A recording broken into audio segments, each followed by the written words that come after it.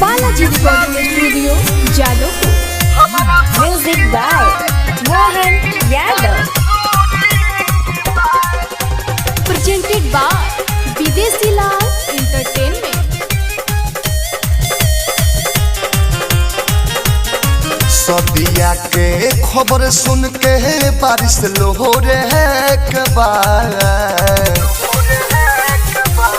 सदिया के खबर सुन के बारिश लोहरे के बाद हमारा मलिया के शादी यार सोरे के बाद हमारा मलिया के शादी यार सोरे के बाद आज ही ओकरा से रिश्ता तोड़े के बाद आज ही ओकरा से रिश्ता तोड़े के बाद हमारा मलिया के शादी यार सोरे के बाद हमारा मलिया के शादी यार सोरे के बाद।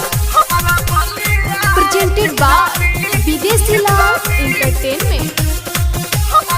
Music by Mohan Yadav.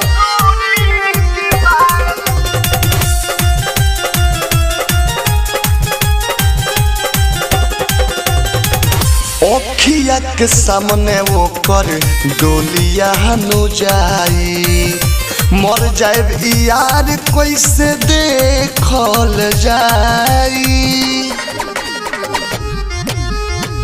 ओखिया के सामने वो कर डोलिया नु जाई मर जाए यार कैसे देखल जाई। हमरा पता लगल यार भोरे के बाद हमरा पता लगल यार भोरे के बाद हमारा मलिया के शादी यार सोरे के बाद हमारा मलिया के शादी यार सोरे के बाद। Balaji recording studio Jadavpur. Music by Mohan Yadav. Presented by Videshi Lal entertainment. दिलवा पे हमारा आज टूटल बा पहाड़ हो आसरा धारा के जिंदगी कोइलस कबार हो। दिलवा पे हमारा आज टूटल बा पहाड़ हो आसरा धारा के जिंदगी कोइलस कबार हो।